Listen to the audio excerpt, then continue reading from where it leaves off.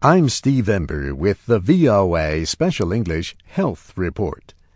Recently, VOA's reporters have explored some of the issues facing healthcare systems around the world. Today, we talk about 3 separate issues with one thing in common. They all involve medicines. One problem is counterfeit medicines. These can be difficult even for highly trained medical professionals to identify. Counterfeit drugs are made to look and feel like the real medicines whose names they are sold under.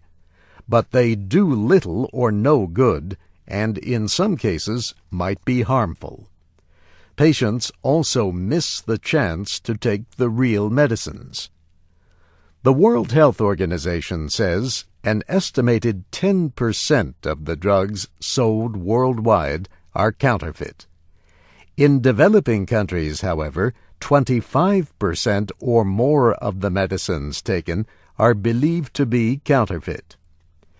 It is difficult to identify who makes these drugs or where, but many experts believe criminals in India and China are involved.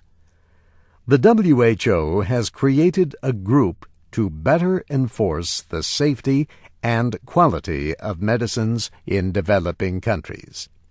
One way that drug makers show government agencies that new medicines are safe and effective is through human trials. Yet these can sometimes present great risks to the people involved. Recently, 6 men in London came close to dying during tests of an experimental drug. They developed severe reactions within minutes of being injected with a drug for leukemia and other diseases.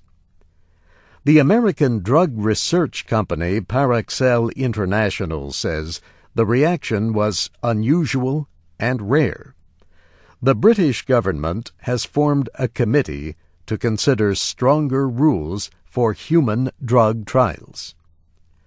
Public interest groups argue that many drug companies take too many risks in testing new medicines. Yet the safety and effectiveness of any drug can also depend on how it is used. Disease-causing organisms can become resistant to drugs, especially if the medicines are not taken correctly.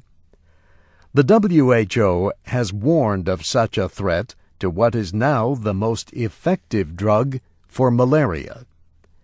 The agency is trying to pressure drug companies only to sell artemisinin in combination with other malaria drugs. Experts say taking it alone will only speed up the development of resistance. Some companies have agreed to stop selling it alone, but others have not.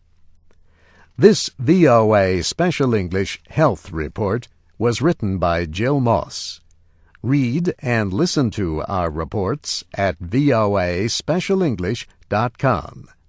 And to learn about other healthcare issues, listen Tuesday at this time for Science in the News. I'm Steve Ember.